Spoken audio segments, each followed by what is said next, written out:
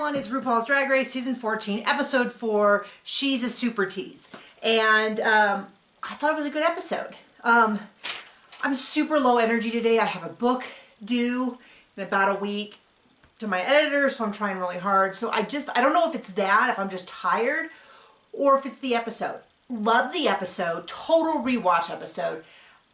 Stuff happened, but it wasn't the kind of episode where you're like, I have a lot of thoughts. Excuse me while I get on my 12 pages of notes. It was a pretty standard episode. So June is gone. Jasmine Kennedy thought she'd be the middle. Bosco is becoming a super favorite for personality for me. For the, there's always like the narrator of the season, the person who just gives the best interviews. And so far that's coming forward as Bosco. Love the drag too, but we'll get to that. Alyssa Hunter's also bummed to be in the middle. So I feel like this is the point in the season where you start to get some people who are super, super, super talented, but aren't quite hitting the notes for this show. They're great contenders for an all-star season and stuff like that, but they just don't quite seem there yet. Which to me is sort of Jasmine Kennedy, Alyssa Hunter, stuff like that. There's a lot of people in the middle. Lonnie Love is our judge. Cornbread and Jasmine Kennedy get into it about whether or not Jasmine talks too much. It's impossible to say. A lot of people seem to agree, so we're going to go with that. Anyway, Bosco had said it's a lot of, to quote someone famous, it's a lot of energy for safe. So, and which is like my favorite catchphrase, and it's so true. And I'm always a little bit like, okay, just, like, I understand you need to get to the front, but, don't give horse the mouse, because, anyway. Cornbread and Jasmine get into it. I didn't think it was a big deal kind of one way or the other. It's always hard to tell in the editing, like they kind of show everyone rolling their eyes. But someone talking for like 15 seconds, which is really what we literally saw, is not over the top. And then as Bosco put it, at some point, Jasmine at this point can't even breathe without Cornbread being annoyed at her. So Jasmine handled it really well, seemed to try to listen. I get that she's like super amped up. We always seem to have someone like that, I feel like, in every season. And I always feel for them because as someone who talks a lot and has impulse control issues, it can be incredibly difficult. It is not like a instant fix. And once you've gotten on someone's nerve, I'll tell you, it's hard to get off their nerve. Like, you can step off it, but the nerve's like throbbing, and if you breathe. So I kind of feel for them, for Jasmine. Anyway, they're going to do two teams. They're going to do a super teaser for season 14. They must have gotten more instruction than I got, because I wasn't, when they initially pitched the idea, I was like, oh, that sounds super cool. But I was also like, and what does that look like? Because I wasn't totally clear. So I'm glad they had it. We put Willow, who won last week, as a lead, and Maddie, who almost went home, as a lead. And they went back and forth and picked. They didn't pick the way I would have picked. Anyway, but Willow ends up with Cornbread, Lady Camden, Bosco, Carrie, and Georges. And then Maddie picked Deja, Daya, Angie, Alyssa, and Orion. So, like, for me, I felt like Angie and Bosco would have been the first two to go. I like Cornbread, and I don't dislike anyone. I think it's a really, really strong season. I like all of them, just to kind of set that bar. I just was kind of surprised that Angie, who's been at the top almost every time, was lower. And now maybe Bosco, I think, is someone who the fans are noticing more because her interviews are so good, but I don't necessarily know that her competitors have noticed her the same way that we have. Anyway, Jasmine's the last to be picked and gets to pick her team, goes with Willow because she thinks it's a stronger team, knows more of them. I would need to go back and look, and a lot of these picks may be based around the initial two teams that started, but I'm not going to look that much. It's kind of what was implied. She goes to go with Cornbread. I'm just going to tell you, don't do it. Cornbread's already annoyed with you. Just go to the other team. But wasn't bad. Willow's team, Cornbread hates Jasmine. Those are my notes. Maddie, I just kind of watched. I enjoyed it. I enjoyed the episode. Other than Jasmine and Cornbread talking, there wasn't a lot to dissect. So it's kind of a fast thing. I thought both teasers were hilarious. I thought they were so funny. I thought that Angie's line about I'm from Sparta was a particular standout. I thought Daya's comment about I'm also straight was hilarious, that whole bit. They kind of cut out one of the best lines, which is Maddie saying my dad's disowned me. But to me, it felt like the best line. But I thought it was all super hilarious. Really well done. I would gladly have watched a full season of that show. But I mean, I kind of agree with the final 6. I mean, in terms of like, Carrie Colby was a real standout for how not ugly she looked. Everyone else has this hideous makeup and awful everything. And then there's like Carrie Colby looking gorgeous. And it was kind of like, okay, well, you know. Anyway, so we end up with Lady Camden, Bosco, Georges, Jasmine Kennedy, Maddie, Daya, Betty, and Orion Story all being safe.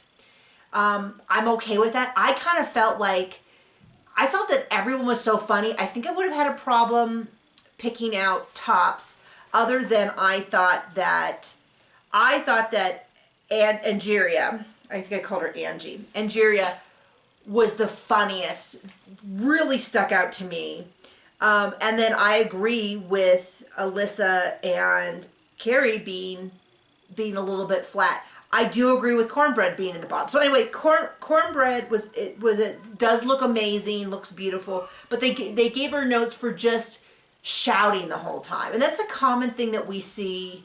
I think it's harder for people who can be 100% because it's so accessible, whereas other people maybe struggle to get there, and it almost helps that arc because they're a little snippy, it doesn't look angry enough, gets angrier, no, keep going, and then they hit that point, as opposed to someone like me who can be 100%, can really turn that switch and go straight to that. And it's not always been around people who are like that in real life. It is just as overwhelming in real life as it is not funny in comedy. So Cornbread was critiqued for that. They also I really appreciate Lonnie Love saying, you know, you're more than just food jokes. I thought that was a really good comedy critique. And then Alyssa and Carrie, I felt like got very similar critiques. Carrie seemed to really think that she deserved bonus points for actually wearing J-Lo's outfit. And for me, I was a little bit like, but that wasn't the goal wasn't who could make the most authentic. Do you know what I mean? It's kind of the same way that you can't just buy all women's clothing and then say, oh, well, that's drag. Drag is more than just that. I mean, it's the same way that they don't really, most of them, many of them don't do literal women's makeup. And so it's kind of a little bit, and I've always said that, which is like, if the goal of Drag Race is not just to be a pretty woman, because there's plenty of pretty women. It's to be like a social, the look should be, I don't even know how to describe it. So you know what? I don't need to describe it because I'm an expert on drag. But I'll just tell you that I personally love the comedy queens, but it should also be something more and different than just being a woman. And so Carrie seemed to be kind of confused because she was like, well, this is J-Lo's real dress, so I should win. And it's like, but it's not who could make the best looking J-Lo. It's a runway. And it's the same way that, I think it was Deja Skye had an outfit that was inspired by J-Lo, that kind of thing. Anyway, we end up with Willow on top. I like Willow a lot, but I don't seem to like her as much as RuPaul does. Like, they love her like 190%. And I really like Willow Pill quite a bit, but sometimes I'm a little bit like, you know, like when people are like, oh, I would kill my entire family for a cheesecake. And I'm like, I like cheesecake quite a bit, but I wouldn't kill anyone for it. It's like that level of stuff. I don't know if it's just me. Maybe it's just me. Maybe everybody else is just crazy about her. I really, really like her. But sometimes I still go, okay. I mean, is it like they're trying to like they kind of have guessed that she'll be a fan favorite, and she is, and just going for it? Is there something I'm missing? Because I really, really like her. She's really funny. I kind of love the outfit. I love that she picked it because it was kind of ugly, according to her, a little bit ugly. Deja Skye, they marked as being so funny. Great outfit, great performance. For me, Angeria was so funny. And I loved that she looked so beautiful, but then she was okay with like just ripping off that wig and looking like a man in drag, which is what the show is about. And so Angeria wins. I'm totally fine with that. It's really, at this point, it's like a really tight race in terms of like people have got to get their elbows in there if they want to, which is funny to me because it's such a good cast. Like normally when we see someone just dominate, it's because they're so much better than everyone else. This is a great cast. And then we end up with Cornbread being safe, which I'm very okay with because I felt like even if the performance didn't hit note by note perfect, she was a lot closer to it than either Carrie Colby or Alyssa Hunter. I saw on Twitter there's a real battle raging over whether or not it was correct that Carrie stays and Alyssa Hunter goes home. I think the money gun failure, remember we don't see the whole thing, and so I don't know how long that money gun failure went on where she was just standing there with the money gun not doing anything. But I kind of felt like that was her dead butterfly moment, where it was like a big trick that was supposed to be this big payoff. There was no payoff, and it kind of left you feeling, I'm okay. I didn't feel that either one performed so well that I was like, oh, keep them. It certainly wasn't like a keep them both moment. There was a lot of singing and strutting on the stage and pointing, a little here and there, and it didn't feel, I don't know, as much as a performance. So I'm okay with Carrie staying and Alyssa Hunter going home. Kind of wonder if some people, or just because Alyssa Hunter was such a gorgeous man, if that's part of it. Not to say anything about Carrie, but because Carrie's beautiful too. But yeah, that's actually longer than I thought it would be, because I thought it was a good episode. I would gladly rewatch it again and again and again. But there wasn't.